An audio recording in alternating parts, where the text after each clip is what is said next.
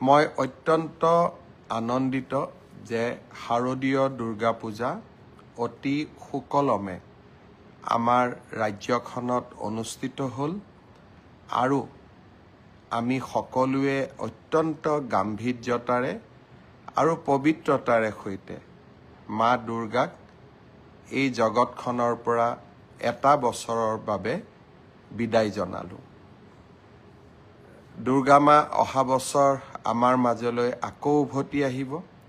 নিশ্চিতভাৱে বিদায়ৰ মুহূৰ্তত আমাক সকলোকে অযুত আশীৰ্বাদেৰে তেখেতে মায়ে আমাক শক্তিশালী কৰিলে। মই পুনৰবাৰ মা দুৰ্গাক প্ৰণাম জনাইছোঁ আৰু গাম্ভীৰ্যতাৰে এইবাৰৰ দুৰ্গা পূজা পালন কৰাৰ বাবে অসমবাসী ৰাইজক পুনৰ এবাৰ মোৰ কৃতজ্ঞতা জনাইছোঁ।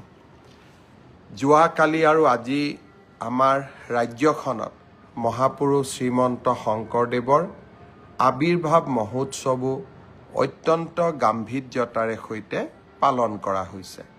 মহাপুৰুষগৰাকীৰ প্ৰতি আকৌ এবাৰ মোৰ সশ্ৰদ্ধ প্ৰণিপাত জনালোঁ। কেইটামান কথা আলোচনা কৰাৰ বাবে আজি মই ফেচবুক লাইভলৈকে আহিছোঁ। প্ৰথমতে মই ক'ব খুজিছোঁ কাজিৰঙাৰ এলিভেটেড কৰিডৰ। বহুদিনৰ পৰা মই ৰাইজক কৈ আহিছিলোঁ যে প্ৰধানমন্ত্ৰী নৰেন্দ্ৰ মোদী ডাঙৰীয়াৰ উদ্যোগত কাজিৰঙাত এটা ৩২ কিলোমিটাৰৰ আমি এটা এলিভেটেড কৰিডৰ বা এখন ডাঙৰ উৰণীয়া সেতু নিৰ্মাণ কৰিম। বহুতে সেই সময়ত মোক হাঁহিছিলে আৰু বহুতে এই কথাও কৈছিলে যে মুখ্যমন্ত্ৰী হিমন্ত বিশ্ব শৰ্মাই সপোন বিক্ৰী কৰিব জানে। হয়, মই সপোন দেখোঁ, কিন্তু সেই সপোন বাস্তৱত পৰিণত কৰিবলৈও আমি অযুত পৰিশ্ৰম কৰোঁ। যোৱাকালি ভাৰত চৰকাৰৰ কেবিনেটে কাজিৰঙাৰ এলিভেটেড কৰিডৰৰ এক বিশাল প্ৰকল্পক অনুমোদন জনালে। আপোনালোকক জনাবলৈ পাই মই ভাল পাম যে এই সমগ্ৰ প্ৰকল্পটো ৮৫ কিলোমিটাৰৰ দৈৰ্ঘ্যৰ হ'ব।